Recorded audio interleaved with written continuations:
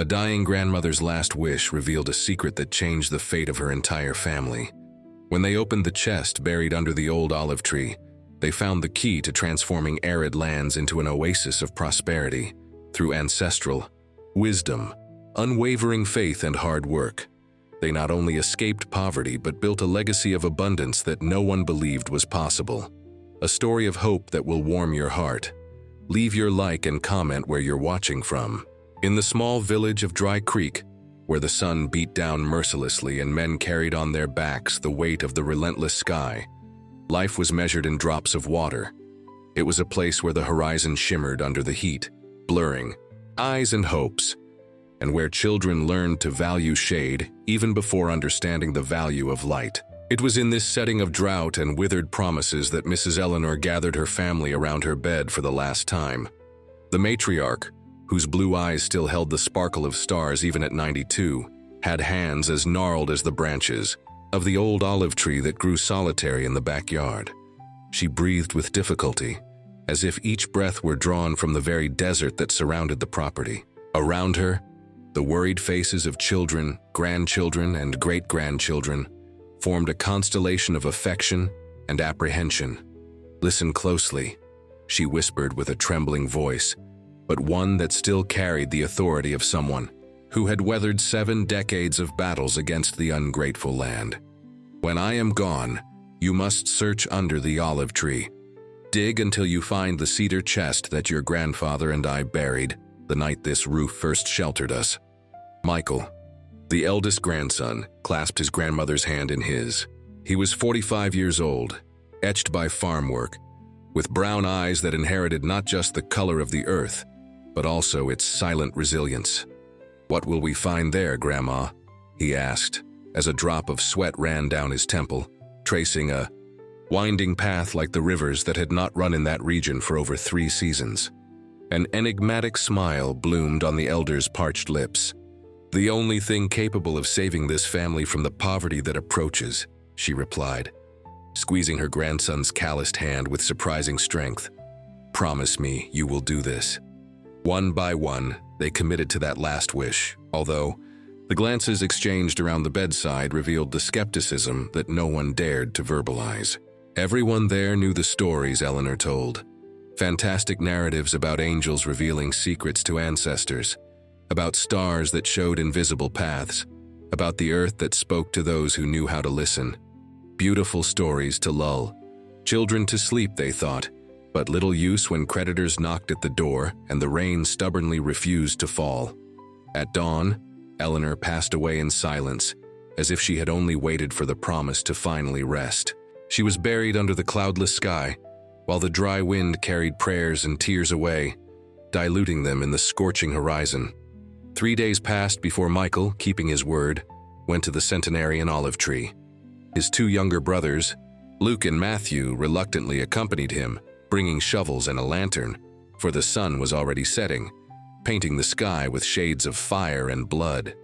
"It's crazy to believe Grandma Eleanor hid some treasure here," commented Luke, the most skeptical of the 3, as he plunged the shovel into the hard ground. "She could barely get up in recent years." "Grandpa might have helped," Michael replied without stopping his work. "And we're not necessarily talking about a treasure, but something that can help us. Anything would be welcome now," murmured Matthew, the youngest, looking towards the house where his wife Teresa fed their 4 children, with what remained of the last failed harvest. "The creditors gave us only 3 months to pay the debt before taking everything." The digging continued in silence, broken only by the impact of the shovels against the earth and the men's heavy breathing. When darkness was almost complete, Michael's shovel hit something solid, producing a hollow sound that echoed like a promise in the stillness of the night. "We found it," he exclaimed, kneeling to clear away the dust covering the object with his hands.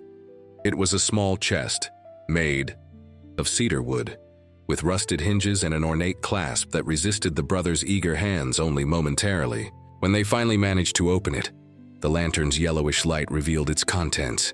A yellowed parchment carefully rolled, a small worn leather book, and a handful of seeds wrapped in faded silk fabric. "Is that it?" asked Luke, not hiding his disappointment. Old papers and seeds? Grandma really was delirious at the end. Michael carefully picked up the parchment, unrolling it to reveal a hand-drawn map with strange symbols and lines that didn't seem to correspond to any known territory. At the center of the map, an inscription in neat handwriting read, "True wealth is not where you search, but where you sow with faith." Grandma always had her ways of teaching us, Michael said, putting the parchment away. Let's take everything inside and examine it better. That night, while the children slept on their straw mattresses and the adults gathered around the time-worn wooden table, the contents of the chest were meticulously analyzed. The book turned out to be a diary written by Eleanor herself, containing notes on lunar cycles, plant properties, and cultivation techniques that blended ancestral wisdom with precise observations about the local land. Mary Ann, Michael's wife, leafed through the book with growing skepticism. "This all seems contrary to everything we know about farming," she commented, pointing to a diagram that suggested planting in circular patterns instead of the traditional straight rows. "No farmer in the region does anything like this. Perhaps that's exactly why we are all on the verge of bankruptcy," Michael replied, studying the map with renewed attention. Teresa, who was rocking her youngest child while observing the discussion, intervened. "We can't risk the little we have left on crazy experiments. We should sell the property while it's still worth something and leave for the city." A heavy silence fell over the room, thick as the dust that accumulated on the worn furniture. It wasn't the first time this possibility had been mentioned, and with each day that passed without rain, the idea gained more strength. "Let's go to sleep," Michael finally decided. Answers rarely come to tired minds. But sleep did not come easily for him that night. Lying beside Mary Ann, who breathed deeply in her restless sleep, Michael contemplated the wooden ceiling, where shadows danced to the tune of the rare breeze that entered through the tattered curtain. His grandmother's words echoed in his mind, mixing with the concerns of the present and the fears for the future. How could he, a simple farmer with limited education, decipher those enigmas left by Eleanor? How could he transform old papers and mysterious seeds into the salvation his family desperately needed? And most importantly, how to balance respect for his grandmother's last wish with the responsibility of protecting his family from more suffering? When the first rays of sun touched his face through the tattered curtain, Michael was already up. Determined, he went to the small patch of land behind the house where the family kept a dying garden that barely produced enough to supplement their increasingly scarce meals. Kneeling on the dry earth, with Eleanor's book open beside him, he began to redraw the beds according to the diary's diagrams. He worked under the rising sun, ignoring the heat that burned his already tanned skin and the curious glances of his children who woke up and came to watch him. "What are you doing, Dad?" asked Sophia, his 12-year-old daughter, who already carried on her fragile shoulders the weight of household responsibilities, helping her mother with daily tasks.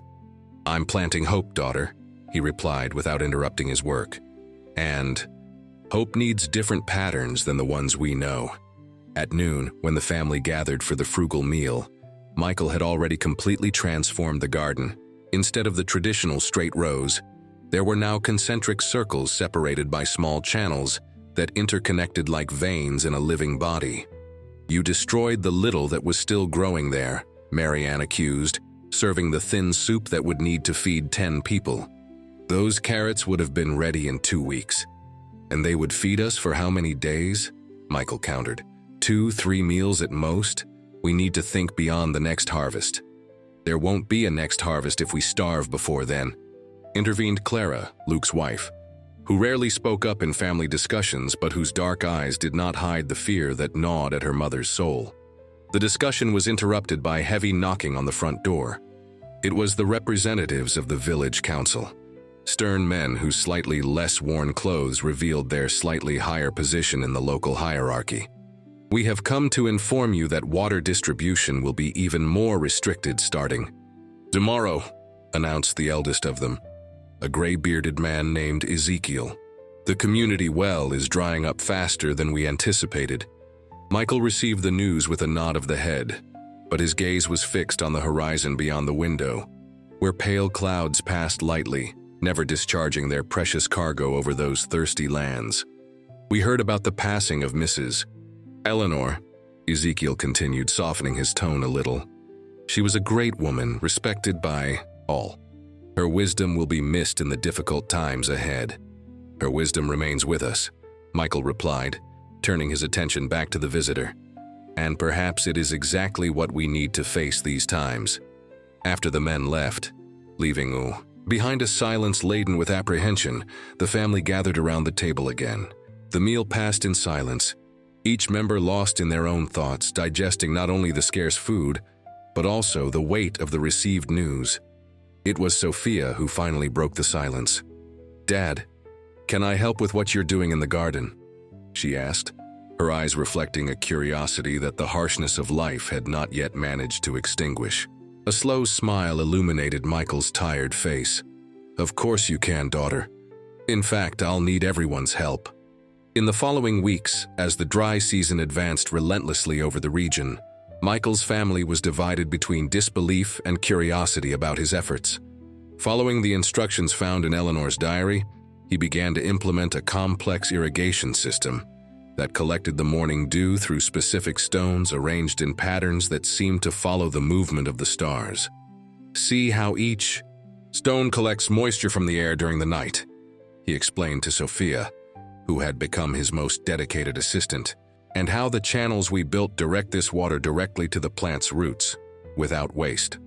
As small green sprouts began to emerge in the cultivation circles, the initial skepticism of some family members gradually transformed into cautious curiosity. Even Luke, who accompanied his brother more out of loyalty than conviction, could not deny that something unusual was happening. "How is this possible?" he asked one morning, as the two inspected the system before sunrise.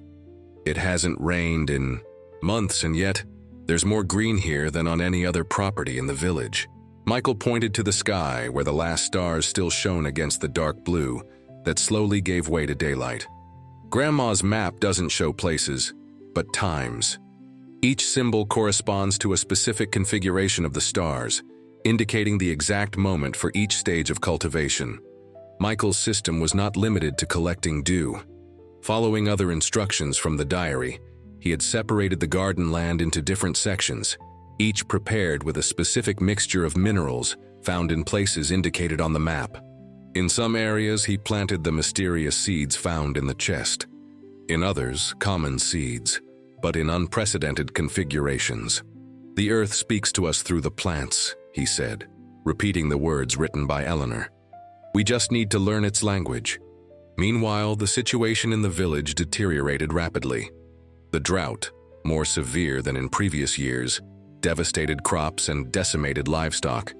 Entire families began abandoning their properties, selling them for paltry prices before leaving for distant cities in search of work and food. Michael's father-in-law, Jeremiah, an ambitious man who had accumulated some properties over the years, appeared at his door on a particularly hot afternoon when the air seemed too thick to breathe. "I've come to make an offer for your land," he announced without preamble, his small eyes quickly assessing the state of the house and its inhabitants. "It's not much, but it will allow you to start over elsewhere, far from this curse." Michael, who was working on a new diagram based on his grandmother's notes, slowly raised his eyes. "This land is not for sale, Jeremiah. It is my ancestors' legacy for my children." "Legacy?" The older man laughed, pointing to the horizon where the merciless sun distorted the view with heat waves. "What legacy is there in barren land and debts? Be sensible, man. Think of your family." It was Mary Ann who intervened, surprising everyone, including herself. "He is thinking of his family," she said, standing beside her husband, "and we support his decision." After Jeremiah left, huffing indignantly and muttering about the foolishness that hunger caused in weak minds, Mary Ann and Michael exchanged glances in silence. No words were needed to express the subtle change that was occurring between them, a renewal of the trust that years of hardship had slowly eroded. "The seeds are germinating faster than normal," she commented, finally breaking the silence. "And the plant seems stronger despite the heat." Michael nodded, a discreet smile playing on his lips. "Grandma always said the stars know secrets we've forgotten. It seems she was right, as always." The first major trial came when a sandstorm, a rare phenomenon even in that harsh region, swept through the village without warning. Furious winds laden with cutting particles lashed the fragile buildings and destroyed what remained of the conventional crops. Sheltered inside the house, windows and doors blocked with everything they could find, Michael's family listened to the winds howl as if it were the lament of the earth itself. The children cried, frightened by the sudden darkness in broad daylight and the deafening noise that seemed to want to rip the roof over their heads. "It's the end," murmured Luke, hugging his children close. "If anything survives out there after this, it will be a miracle." Michael didn't answer. His eyes were fixed on the pages of Eleanor's diary, where a detailed drawing showed the precise pattern of a sandstorm, accompanied by specific instructions. When the sky darkens in broad daylight and the earth dances in the air, the cycle of purification will have begun. What is planted in circles will survive. What is in lines will be carried away. When the wind finally died down and the dust began to settle, the family cautiously emerged from their shelter to assess the damage. The scene around was desolate. Stripped trees, knocked down fences, the thin layer of vegetation that still resisted now buried under a blanket of sand. With a heavy heart, Michael went to the experimental garden, mentally preparing himself for the worst. However, what he found there defied any rational explanation. Protected by the circular configuration and the small stone walls he had built following the diagram, the sprouts not only survived but seemed more vigorous, their green leaves contrasting dramatically with the ochre landscape around. "How is this possible?" asked Matthew, who had followed him along with the other adults of the family, all equally astonished at the spectacle of life amidst the destruction. "The circles," Michael replied, pointing to the arrangement of the beds. "They created a wind pattern that diverted the sand instead of allowing it to accumulate on the plants. And look at this." He knelt down and lightly dug the soil with his hands. A few inches below the surface, the earth was moist. The sand acts as a cover, preventing the accumulated water from evaporating. "Water? Where did the water come from?"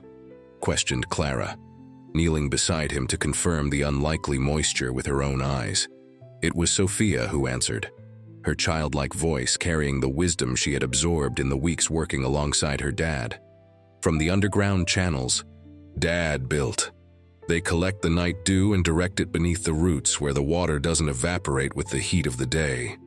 One by one, the family members approached to touch the moist earth, as if they needed that tactile confirmation to believe what their eyes saw. It was more than physical moisture. It was the first tangible drop of hope in months of growing despair. News of the garden that survived the storm spread quickly through the village. Neighbors began appearing, timidly at first, then in increasingly larger groups, to witness what many were already calling the miracle of the olive tree, in reference to the centenarian tree under which the chest had been found. "It must be some kind of witchcraft," murmured one of the older women in the community, discreetly making a gesture to ward off the evil eye. "Nothing grows like this in times of drought." "It's not witchcraft, Mrs. Mary, but knowledge," Michael replied patiently. "Knowledge that was dormant in our family and that my grandmother made sure to preserve." Among the visitors was also Father Thomas, the community's spiritual leader, and a man respected for his balance between faith and reason. He carefully observed the plants, the irrigation system, and the diagrams that Michael now openly shared. "This reminds me of something I once read in ancient texts," he commented, stroking his white beard thoughtfully.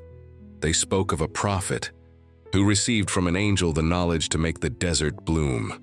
The descriptions of the methods are surprisingly similar to yours."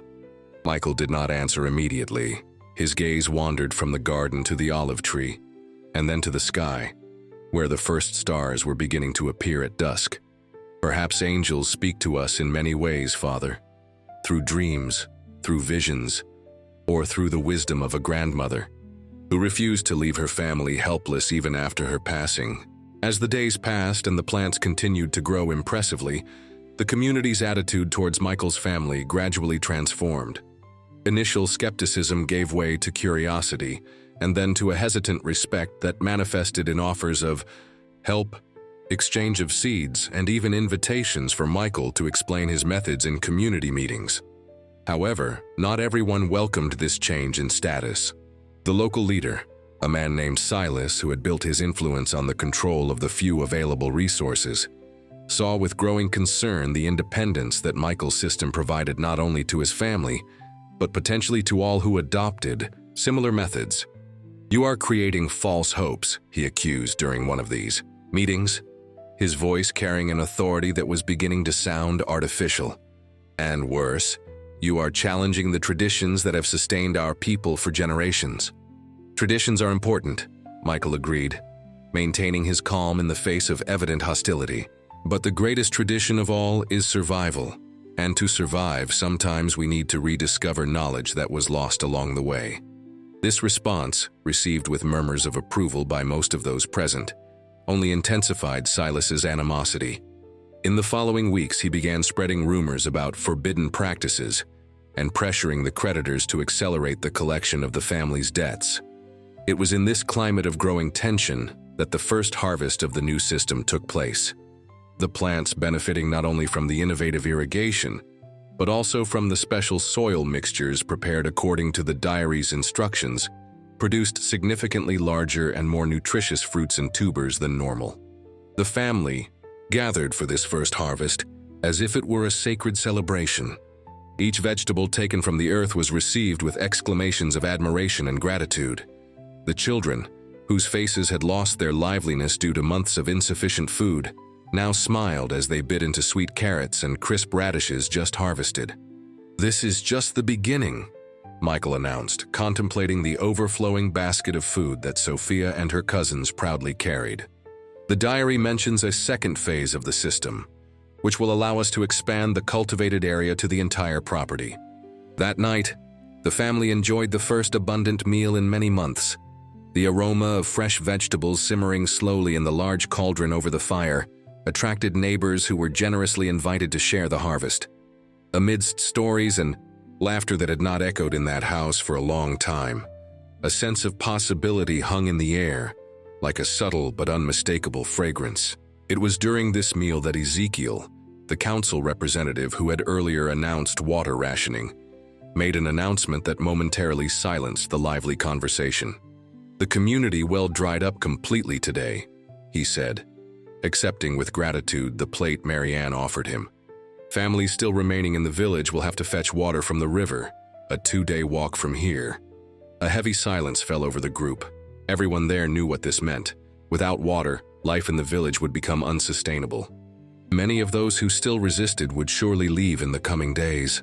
"Maybe it's time to reconsider your father-in-law's offer," murmured Clara to Michael, when most of the visitors had already left. "We could use the money to start over in a less hostile place." It was Sophia who answered, surprising the adults with the conviction in her childlike voice. "But great-grandma's map still has much to teach us. And look at what we've already achieved without rain or a well." Michael smiled at his daughter, recognizing in her the same flame that had animated Eleanor until her last days. "Sophia's right," he said, addressing the gathered family. "And there's something on the map I've been studying. A symbol that appears repeatedly, always accompanied by a mark that looks like water gushing from the earth." The next morning, armed with the map and the diary, Michael led the family to a specific point on the property, near the base of a small rocky rise that marked the northern boundary of the lands. Following the parchment's indications, which correlated the exact position with the configuration of the stars during the solstice, he began to dig. "This is madness," commented Luke after hours of fruitless work under the scorching sun. "There's nothing here but rocks and more rocks." "The map is accurate," Michael insisted, wiping the sweat from his face. "We just need to trust." It was then that Sophia, who was exploring the surrounding area, as children often do, drew everyone's attention. "Dad, come see these marks on the rock." Engraved on the face of the stone, almost invisible under decades of erosion and partially covered by dry moss, were inscriptions that remarkably resembled the symbols on the map. Michael ran his fingers over them, feeling the tangible connection to the past, to all those who came before him and faced similar challenges. "We're not looking in the right place," he murmured, more to himself than to the others. "We shouldn't dig here, but—" His eyes followed the direction indicated by the marks on the stone to a point a few yards ahead, where the ground formed a slight depression. There. The digging resumed with renewed energy. This time, it didn't take many hours before Matthew's shovel hit something different from the dry earth. A layer of stones carefully arranged in a circle, like a small sealed well. "It's an ancient cistern," exclaimed Father Thomas, who had joined the group that morning. "The first settlers of this region built underground reservoirs to store water from rare rains. With redoubled care, they removed the stones one by one. When the last one was removed, the sound of a collective gasp rose from the group. Down below, reflecting the blue of the sky like a perfect mirror, there was water, crystal clear, fresh, and abundant. "A spring," Michael whispered, kneeling at the edge of the opening to touch the precious liquid with trembling fingers. The spring that the map indicated from the beginning. The implications of that discovery were enormous. A source of potable water, seemingly inexhaustible, meant not only the family's immediate survival, but the possibility of expanding the irrigation system to the entire property, and, potentially, to neighboring lands. News spread through the village like fire in dry straw. In a matter of hours, dozens of people had gathered around the newly discovered spring, their eyes reflecting a mixture of hope, disbelief, and in some cases, shame for having doubted. Among them was Silas, the local leader, whose face contorted into a poorly disguised mask of forced happiness. "This is impressive," he said, carefully choosing his words. "Naturally, as a vital resource, this water should be administered by the village council." A murmur of disapproval ran through the crowd. It was Mary Ann who gave voice to the collective feeling. "This spring was found on our land, following the map left by Eleanor. The water will be shared with everyone, certainly, but the administration will remain with those who discovered it." Surprisingly, it was Ezekiel who supported this position. "The family has already demonstrated wisdom in the use of resources. If they can manage this blessing as they manage their crops, we will all benefit more than under any centralized administration." Silas withdrew furiously, muttering veiled threats about higher authorities and extraordinary taxes. His departure, however, was barely noticed amidst the spontaneous celebration that followed. For the first time in many months, there was genuine laughter echoing among the adobe houses of the small village.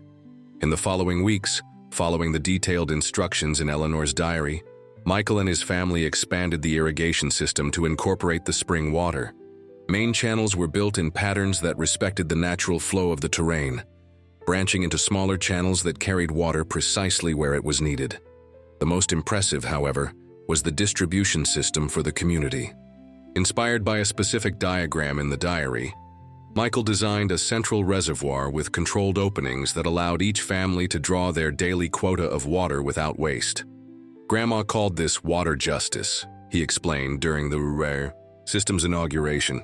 "The idea that water, being essential to life, must be accessible to everyone while respecting the natural limits of its renewal." As the water brought new life not only to the crops but to the spirit of the community, other pages of Eleanor's diary began to reveal their secrets. Sophia, who had inherited not only the curiosity but also the keen intuition of her great-grandmother, was the first to notice the hidden pattern in the seemingly random markings scattered across the map. "Dad, look," she called one night while the whole family rested after a long day's work. "If we superimpose the map onto the night sky during the new moon, as we did to find the spring, but turn the page like this." She rotated the parchment 180 degrees. "The symbols align perfectly with the lunar cycle, not the solar." Michael carefully observed his daughter's demonstration. It was true.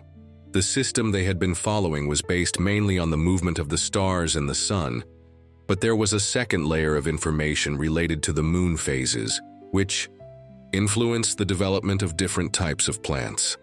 "It's a double calendar," he murmured, admiring the complexity of the knowledge preserved by his grandmother.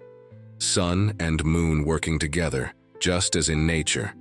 The implementation of this new understanding resulted in a significant increase in productivity. Fruits and vegetables that would normally take months to ripen were ready for harvest in half the time. Grains that rarely thrived in that hostile climate now grew robust, their ears heavy with healthy seeds. It was during the early harvest festival, an improvised celebration to give thanks for the unexpected abundance, that the most respected elder of the region, a man named Solomon, who rarely left his dwelling in the distant mountains, appeared in the village. Leaning on a gnarled staff and with eyes that seemed to have witnessed centuries of human history, he walked slowly among the crops, observing every detail of the system with genuine interest. Finally, he approached Michael, who was supervising the distribution of the harvest among the participating families. "You have rediscovered the system of 7 cycles," said the elder without preamble, his voice surprisingly firm for someone of his advanced age. "System of 7 cycles?" repeated Michael, intrigued. Solomon nodded slowly. "A method of cultivation described in ancient sacred texts, supposedly revealed by a celestial being to a prophet lost in the desert. It was practiced for generations, then forgotten when new methods, apparently more efficient, were introduced by the settlers." A shiver ran down Michael's spine.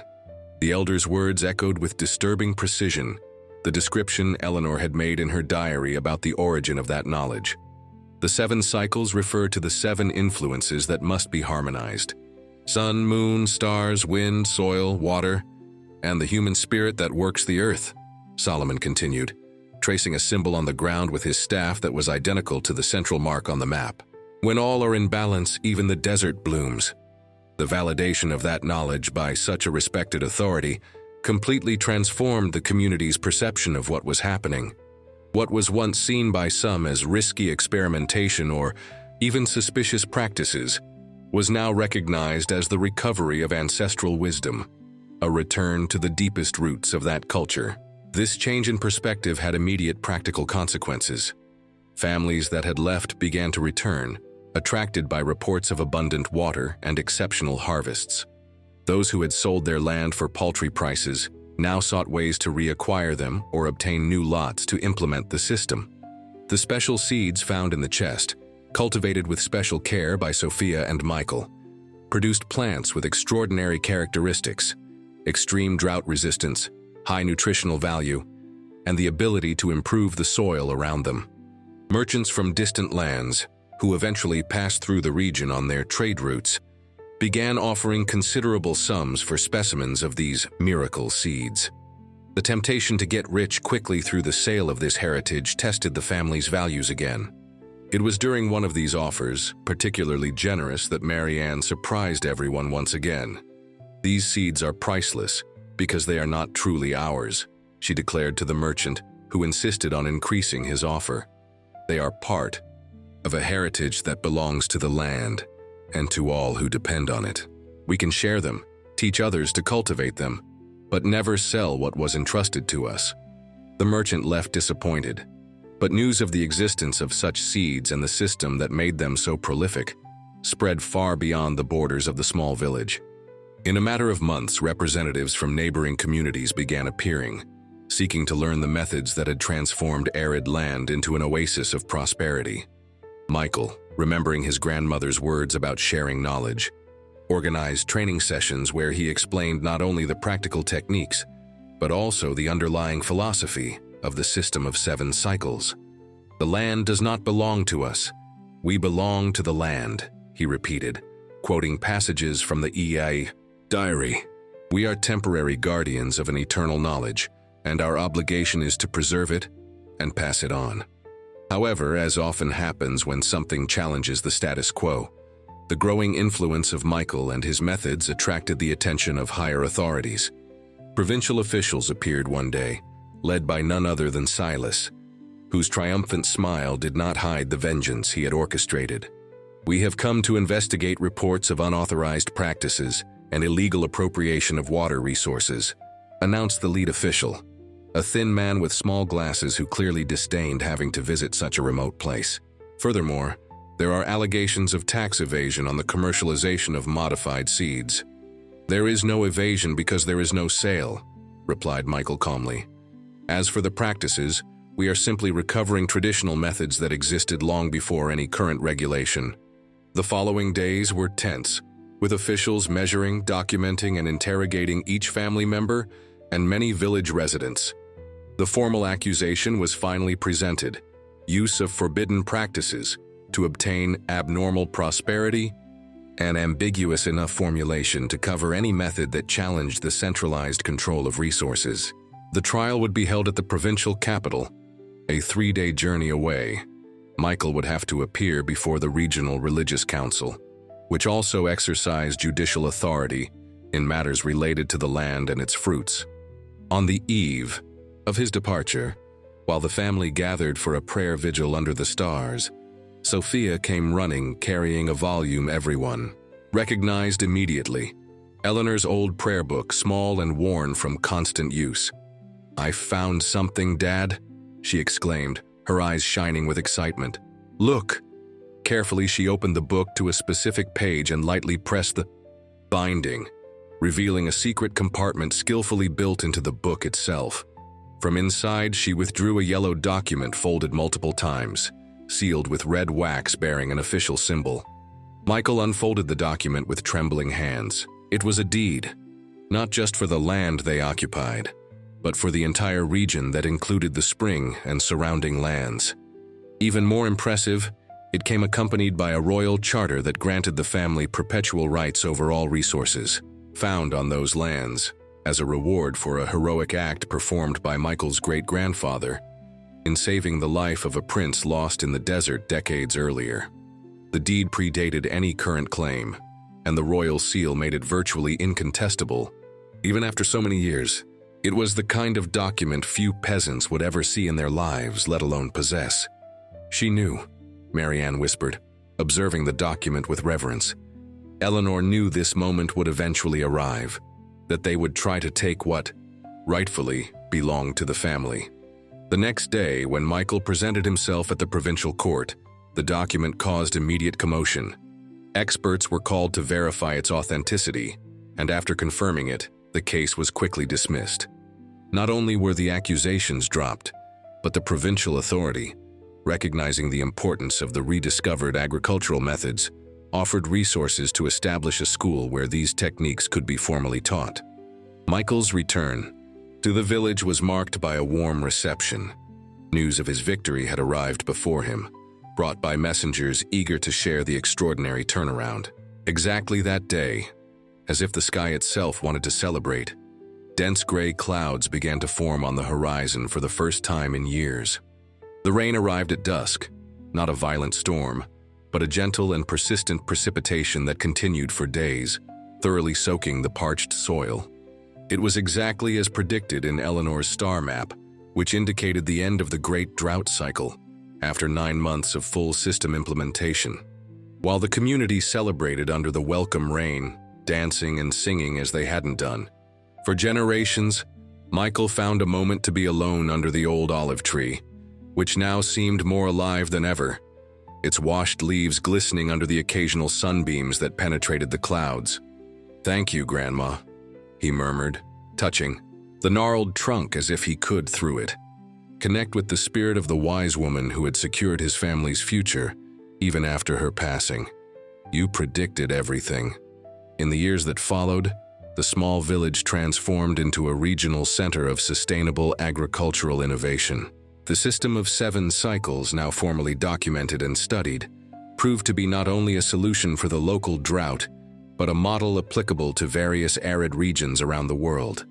The school, established with provincial support, built on the exact spot where Eleanor's simple house once stood, attracted students and researchers from distant lands. Michael, now recognized as a master of the system, dedicated most of his time to teaching, while Marianne supervised the equitable distribution of water and seeds to communities in need. Sophia, grown and educated in both traditional wisdom and modern sciences brought by visitors, took responsibility for expanding and adapting her great-grandmother's methods for new challenges. Her notebook, inspired by Eleanor's diary but incorporating contemporary discoveries, promised to be the next treasure to be passed down through the generations. Luke and Matthew, completely converted to the vision they once considered delusion, led agricultural cooperatives that implemented the system on an increasingly larger scale, gradually transforming the region's profile from a land of scarcity to a breadbasket of abundance. But perhaps the most profound change occurred in the community's relationship with the land. The respect for natural cycles, the understanding of the interconnection between soil, water, climate, and human labor, and the valorization of ancestral knowledge as a complement, not opposition, to innovations. All these principles became part of the local cultural identity. On special nights, when the configuration of the stars exactly reproduced the central pattern of Eleanor's map, the family continued the tradition of gathering under the centenarian olive tree to tell the younger children the story of the buried chest and the last wish that had transformed not just their destiny, but that of an entire region. The true treasure, they now fully understood, was never hidden under the earth, but preserved through time in the wisdom that combined practical knowledge, careful observation of nature, and unwavering faith in the ability to overcome even the most arid challenges of existence. And so, in each new seed planted according to the system of 7 cycles, in each drop of water carefully directed by the irrigation channels, and in each abundant harvest that fed not only bodies but also hopes, Eleanor's spirit lived on, a legacy, more precious than any material wealth, more lasting than any stone monument. The grandmother's last wish became the continuous purpose of the following generations: to transform deserts into gardens, scarcity into abundance, and hopelessness into a future where a deep understanding of nature's rhythms allows humanity not just to survive, but to thrive in harmony with the earth that, after all, had always been willing to share its secrets with those patient and wise enough to listen.